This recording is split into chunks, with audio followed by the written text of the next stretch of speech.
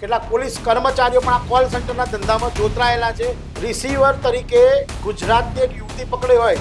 અત્યાર સુધીના કોલ સેન્ટરમાં સૌથી પહેલી વખત આવું આવ્યું કે જે પૂરો પ્રજાપતિ જે છે એને ખૂબ જ માર માર્યો હતો. એટલે કોલ સેન્ટરમાં જે છે લોકોને ઠગીવાના, આ લોકોને કોઈ એમનું કોઈ ઇન્વેસ્ટ કરવાનું નથી હોતું, એમને લોકોને ઉલ્લુ બનાવીને છેતરપિંડી કરીને ઠગાઈ કરવાની. જે કોલ સેન્ટર ચલાવતો હોય છે એનું નામ હજી સુધી ક્યાંય જ નામ સામે નથી આવ્યું. એટલે જ્યાં સુધી ડી સુધી આવે ને ત્યાં સુધી મામલો આખો રફે દફે થઈ જતો. છેલ્લા ઘણા સમયથી લલકાર ન્યૂઝ દ્વારા કોલ સેન્ટરિયાઓનો પર્દાફાશ કરવામાં આવી રહ્યો છે.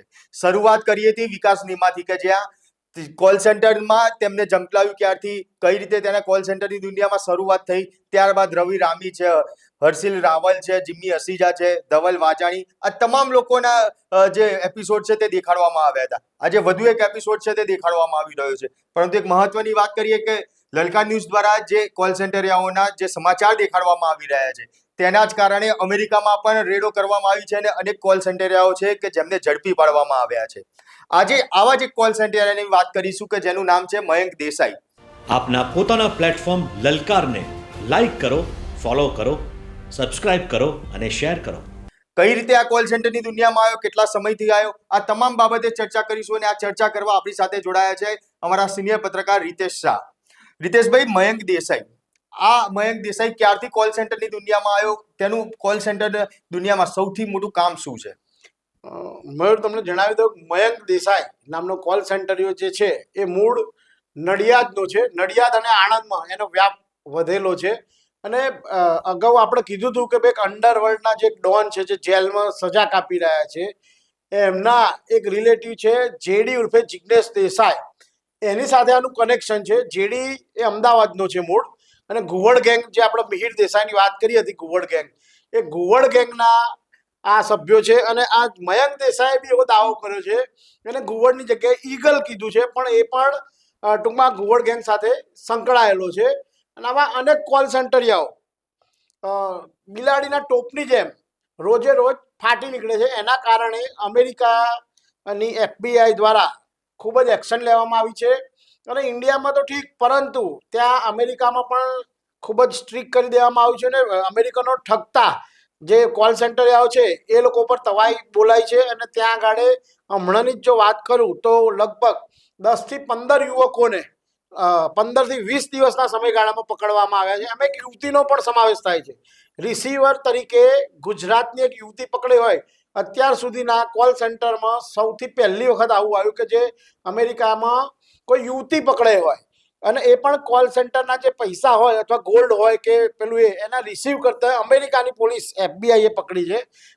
અને જો મયંક દેસાઈની આપણે પર્ટિક્યુલર વાત કરીએ તો મયંક દેસાઈ એના વિરુદ્ધ 1.5 કે 2 વર્ષ પહેલા સોજિત્રા પોલીસ સ્ટેશનમાં પણ એક ફરિયાદ થઈ હતી.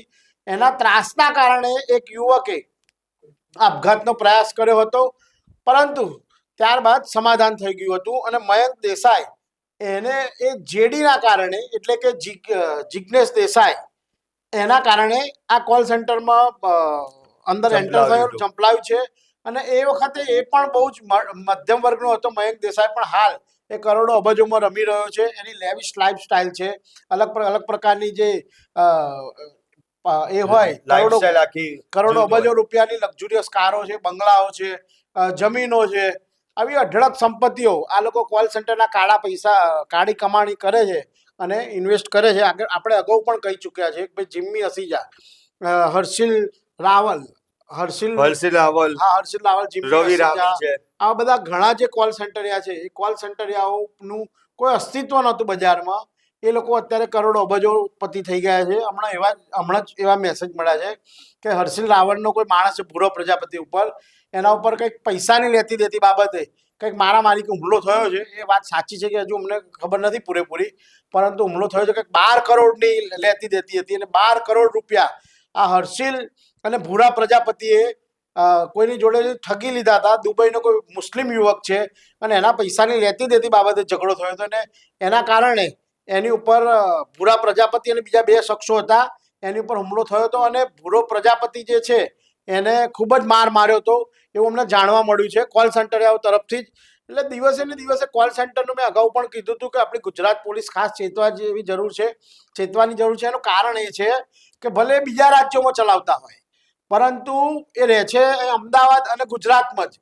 એટલે એ લોકો આ જે પૈસાની લેતી દેતી કોઈ પણ મુદ્દે મારામારી કરશે, મર્ડરો કરશે, તો એ ઘટના બનશે ક્યાં? અમદાવાદ અને ગુજરાત. અને એના કારણે આપણી પોલીસ વગોવાશે. એટલે એવું કહેવાય કે જે પ્રમાણે અંડરવર્લ્ડમાં જે ગેંગ વોર ચાલતા હોય છે તેવા કોલ સેન્ટરની અંદર પણ હવે ગેંગ વોર છે તે જોવા મળી રહ્યા છે. અગાઉ બી આ બાબતે તમે ચર્ચા કરેલી હતી. હા, એટલે કોલ સેન્ટરમાં જે છે લોકોને ઠગીવાના, આ લોકોને કોઈ એમનું કોઈ ઇન્વેસ્ટ કરવાનું નથી હોતું, એમને લોકોને જ ઉલ્લુ બનાવીને છેતરપિંડી કરીને ઠગાઈ કરવાની છે. એટલે એ 2 નંબરના રૂપિયા આવે છે અને કરોડો અબજોમાં આવે છે અને પૈસાના કારણે જ મગજમારી થાય છે મયુર. એટલે જ આ લોકો અંદરો અંદર લડે છે, ગેંગ વોરો થાય છે. અને પહેલા એવું હતું કે ભણેલા ગણેલા છોકરાઓ પડે, પરંતુ હવે ક્રિમિનલ લોકો પણ આ કોલ સેન્ટરના ધંધામાં આવી ગયા છે અને એના કારણે જ અંદરો અંદર ગેંગ વોર થાય છે અને ઝઘડાઓ થાય છે. અને એનું પરિણામ સીધું આપણા અમદાવાદ કે ગુજરાતની અંદર આવે છે. એ લોકો મારામારી ક્યાં કરે? તો ભાઈ અમદાવાદમાં કરી કે ગુજરાતના કોઈ શહેરમાં કે જિલ્લામાં કરી. એટલે આવી ઘણી ઘટનાઓ બને છે. પરંતુ કેટલાક પોલીસ અધિકારીઓ, કેટલાક પોલીસ કર્મચારીઓ પણ આ કોલ સેન્ટરના ધંધામાં જોતરાયેલા છે અને એમની મિલીભગતના કારણે આ જે મારામારીના કેટલાક કિસ્સાઓ છે એ દબાવી દેવામાં પણ આવે છે.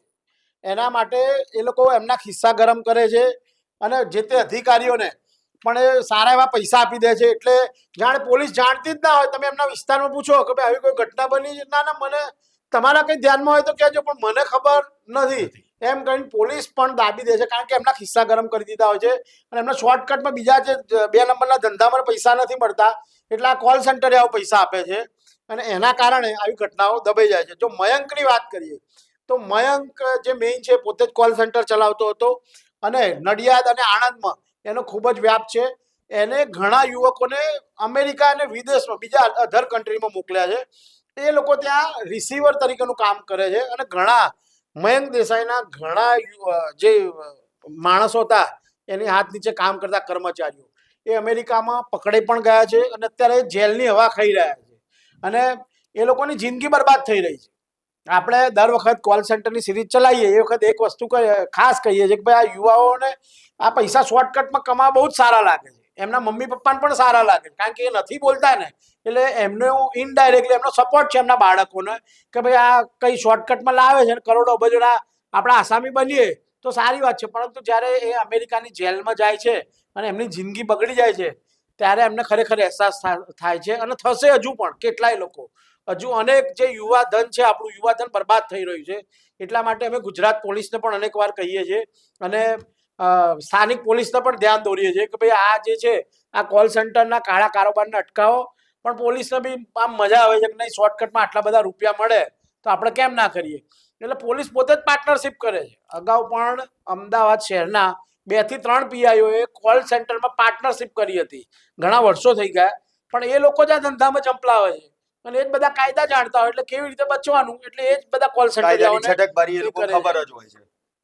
એટલે મયંક દેસાઈએ જે છે એ બહુ મોટું આખું નેટવર્ક બનાવ્યું છે અને એને મેં તમને કીધું જેડી ઉર્ફે જિગ્નેશ દેસાઈ એનો ખુલ્લો સપોર્ટ છે અને એના કારણે જ એ ફૂલ્યો ફાલ્યો છે.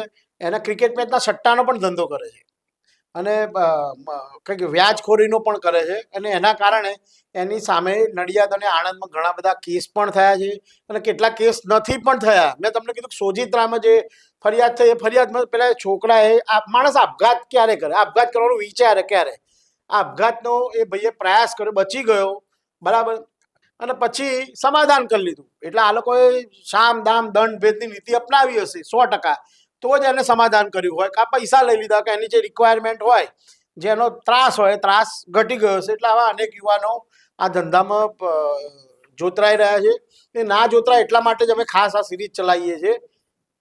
તો બિલકુલ ખાસ જોવા જેવી અને દરેક મા બાપને સમજવા જેવી બાબત એ જ છે કે જે અત્યારે હાલ યુવાધન છે કે જે આ કોલ સેન્ટરનો ધંધો જેમને અત્યારે ખૂબ સારો લાગે છે એટલા માટે કે શોર્ટકટમાં અને મોટા પ્રમાણમાં રૂપિયા આજે તેમનો દીકરો છે તે કમાતો થઈ જતો હોય છે અને એ રૂપિયા જ્યારે આવતા થાય ત્યારે મા બાપને કંઈ દેખાતું નથી હોતું, પણ એ નથી ખબર કે આગળ જતા બરબાદીની રાહે આગળ લઈ જવામાં આવી રહ્યા છે. પરંતુ જ્યારે આ દીકરો કે જે શોર્ટકટમાં પૈસા કમાય છે પણ જ્યારે પોલીસ સકંજામાં એ ફસાય ત્યારે ખ્યાલ આવતો હોય છે કે આ તો ખોટી જગ્યાએથી પૈસા કમાવામાં આવી રહ્યા છે. જે આ કોલ સેન્ટરના ધંધા સાથે જોડાયેલા લોકો છે ને એ લોકો પોતે પોતાનું નામ ક્યાંય નથી રાખતા, એ લોકોની ક્યાંય નામ નથી આવતું, નથી એ લોકોની ધરપકડ થતી, માત્ર તેમના હાથ નીચે કામ કરતા જે કર્મચારીઓ હોય છે તેમની ધરપકડ કરવામાં આવતી હોય છે. અત્યાર સુધીમાં અનેકવાર રીતેશભાઈ આપણે જોયેલું છે, સાયબર ક્રાઇમ દ્વારા પણ અનેક કોલ સેન્ટરોને પકડવામાં આવતા હોય છે કે પોલીસ, ગુજરાતની પોલીસની વાત કરીએ તો એજન્સીઓ દ્વારા કોલ સેન્ટરને પકડવામાં આવે, પણ એ કર્મચારીઓ છે, કર્મચારીઓ જ પકડાતા હોય છે. જે મુખ્ય જે હોય છે, જે કોલ સેન્ટર ચલાવતો હોય છે, એનું નામ હજી સુધી ક્યાંય જ નામ સામે નથી આવ્યું. અગાઉ બી આ બાબતે આપણે ચર્ચા કરી હતી કે ભાઈ મુખ્ય જે વ્યક્તિ હોય એનું નામ સામે આવતું જ નથી, એના નીચેના માણસોના જ નામ આવે છે અને ત્યાં આગળ તપાસ છે તે અટકી જતી હોય છે. કેમ? કારણ કે અધિકારીઓના ખિસ્સા છે તે ગરમ કરવામાં આવતા હોય છે. આવા અનેક કિસ્સાઓ જોયેલા છે. એ બાબતમાં કેટલું હજી સુધી ધ્યાનમાં આવ્યું? મયુર, આમાં તમારી વાત અમુક અંશે સાચી છે, પણ એવું નથી જ પકડાતા, પકડાય છે. પણ હવે આ લોકોએ નવી મોડસ ઓપરેન્ડી અપનાવી છે. એ મોડસ ઓપરેન્ડી એવી છે કે મેં કીધું કે ABCD, એટલે જ્યાં સુધી D સુધી આવે ને ત્યાં સુધી મામલો આખો રફે દફે થઈ જતો હોય છે. આપણે A પકડાય, B પકડાય અને વધારે C પકડાય. D સુધી આવે ત્યાં સુધી મામલો અટકી જાય છે, મામલો આખો પતી જાય છે. કોઈ પણ પોલીસ કરે, ગોવા પોલીસ રેડ કરે, છત્તીસગઢની રાયપુર પોલીસ રેડ કરે, હમણાં જ પંજાબમાં પકડાયું, બરાબર. આવા કોલ સેન્ટરો જો સરકાર અને પોલીસ એવો દાવો કરતી હોય કે નથી ચાલતી, બરાબર છે, તો આ કરોડો અબજો રૂપિયાના આ કોલ સેન્ટરો પકડાય છે. અને નાના પાયે હવે ગુજરાત અને અમદાવાદમાં પણ કોલ સેન્ટરો ચાલુ થયા છે. અને એવું નથી પોલીસને ખબર નથી, પોલીસને બધી જ ખબર છે. એટલે કેટલાક મળતિયા પોલીસવાળા અને એમના ખિસ્સા ગરમ કરવા માટે આખી ગુજરાત પોલીસ બદનામ થઈ રહી છે આવા ભ્રષ્ટ અધિકારીઓના કારણે. એટલે નાના પાયે પોલીસનો સપોર્ટ મળી રહ્યો છે. એટલે અમદાવાદ અને ગુજરાતમાં પણ ક્યાંક ને ક્યાંક કોલ સેન્ટરો એમના ધીમે ધીમે ચાલુ કર્યા છે. મયુર, તમને જણાવી દઉં કે બારેજામાં પણ હમણાં એક કોલ સેન્ટર પકડાયું એવી માહિતી હતી. પોલીસે રેડ બી કરી ત્યાં આગળ અને પોલીસે કેસ કર્યો હતો કે વલ્લી મટકાનો. અને પોલીસ આમ એમ કહે છે કે ભાઈ ક્રિકેટ મેચનો સટ્ટો પકડ્યો છે. એટલે ખરેખર પોલીસ શું કરવા માંગે છે એ કંઈ ખબર પડતી નથી. અને જો કોલ સેન્ટરનું નહોતું તો 7 પોલીસવાળાની બદલી કેમ કરી નાખી? 7 પોલીસવાળાની ઉચ્ચ પોલીસ અધિકારીઓ બદલી કરી. તો આ સાચો કેસ શું છે એ ઉચ્ચ અધિકારીઓ જો સાચા હોય ને તો એ મીડિયા સામે લાવવું પડે અને પબ્લિકની સામે લાવવું પડે. એટલે ખબર પડે કે આ ખરેખર કોલ સેન્ટર છે કે વલ્લી મટકા છે કે ક્રિકેટ મેચનો સટ્ટો છે. તમે કેમ કંઈ બોલતા નથી? જો ખરેખર તમે સાચા છો ને તો તમે બોલો અને બધાને કહો ખરેખર. નહીંતર દુનિયા એવું જ સમજશે કે તમે કોલ સેન્ટરમાં પોલીસ અધિકારીઓ પણ તોડ કર્યો. તમે ગમે તેટલા સાચા અને પ્રામાણિક હોવાના દાવા કરવાથી કંઈ જ નથી થતું. એટલા માટે તમારે જે છે સત્ય હકીકત રજૂ કરવી જોઈએ. બિલકુલ. કે કહી શકાય કે પહેલા ગુજરાતમાં આજથી 10 વર્ષ પહેલા જે કોલ સેન્ટર ચાલતા હતા, ત્યારબાદ FBI છે, CBI છે, તેમના દ્વારા રેડ કરવામાં આવી અને કોલ સેન્ટર સદંતર બંધ થયા, પરંતુ ગુજરાત બહાર અન્ય રાજ્યોમાં તે ચાલુ કરવામાં આવ્યા હતા. ફરી એકવાર ગુજરાતની અંદર અને ખાસ અમદાવાદમાં અને તેના આજુબાજુના વિસ્તારમાં કોલ સેન્ટર, નાના કોલ સેન્ટર છે તે પણ પકડવામાં આવી રહ્યા છે. મયંક દેસાઈની જો વાત કરીએ તો મયંક દેસાઈ દ્વારા પણ નડિયાદ આણંદમાં યુવકોને જે બરબાદીના રાહે આગળ વધારવામાં આવી રહ્યા છે, ત્યાંના લોકો બી કહી રહ્યા છે. ત્યારે આ પોલીસ અધિકારીઓ હવે મયંક દેસાઈને ક્યારે ડામશે, તેને જે યુવકોને બરબાદીના રાહે આગળ વધારી રહ્યા છે તે યુવકોને ક્યારે બચાવશે? તમારું શું માનવું છે કે પોલીસ અધિકારીઓ ખરેખર આ મયંક દેસાઈ સુધી પહોંચી શકશે? કોમેન્ટ બોક્સમાં જરૂરથી જણાવજો. આપના પોતાના પ્લેટફોર્મ લલકારને લાઈક કરો, ફોલો કરો, સબસ્ક્રાઇબ કરો અને શેર કરો.